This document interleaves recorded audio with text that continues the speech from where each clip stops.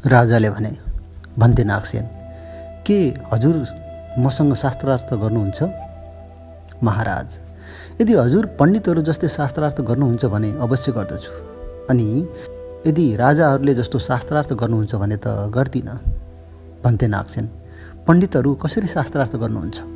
महाराज, पण्डितहरू शास्त्रार्थ गर्दा एक आपसमा तर्कहरूले बेर्दछन्, एक आपसको बेराइलाई तर्कहरूले नै खोल्दछन्, एक अर्कालाई तर्कहरूले समाउँदछन्, एक अर्कालाई तर्कहरूले नै फुकाउँदछन्, एक अर्काको बीचमा तर्क राख्दछन्, उनीहरू त्यसको खण्डन गर्दछन्, तर यी सबै गरिरहँदा पनि कुनै रिस राग राख्दैनन्।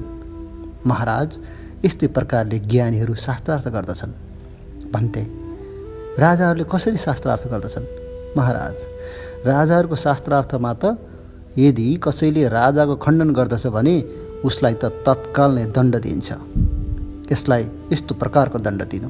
महाराज, यस प्रकारले राजाहरूले शास्त्रार्थ गर्दछन्, भन्थे। म पण्डित ज्ञानीहरू जस्तै शास्त्रार्थ गर्दछु, राजाहरूले जस्तो होइन। हजुर ढुक्क भएर विश्वासको साथ शास्त्रार्थ गर्नुहोस्। जसरी कुनै भिक्षुसँग वा श्रामणेरसँग वा उपासकसँग वा आरामसँग बस्ने कुनैसँग कुराकानी गर्नुहुन्छ, त्यसरी नै पुरा विश्वास लिएर मसँग शास्त्रार्थ गर्नुहोस्, डर नमान्नुहोस्। अति उत्तम, भन्दै स्थविरले स्वीकार गर्नुभयो। राजाले भने, भन्थे, म सोद्धछु। महाराज, सोध्नुहोस्, भन्थे। मैले त सोधिसकेँ। महाराज, मैले पनि त्यसको उत्तर भनिसकेँ, भन्थे।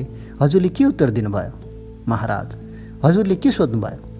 तब राजा मिलिन्दलाई लाग्यो कि अरे, यी भिक्षु तीक्ष्ण हुन्, मसँग शास्त्रार्थ गर्न सक्दछन्, म यिनीसँग धेरै नै कुराहरू सोध्न सक्दछु, तर चाँडै नै घाम डुब्ने बेला भयो। यदि भोलि राजभवनमा शास्त्रार्थ भए त राम्रो हुन्थ्यो।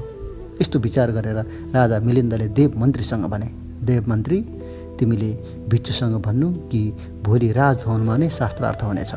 यति भनेर राजा मिलिन्द बसेको स्थानबाट उठेर नागसेनसँग बिदा मागेर घोडामाथि चढेर मनमा नागसेन नागसेन भन्दै गए। तब देवमन्त्रीले आयुष्मान नागसेनलाई भने, भन्थे, राजा मिलिन्दले भोलि राजभवनमा नै शास्त्रार्थ गर्ने इच्छा गर्नुभएको छ।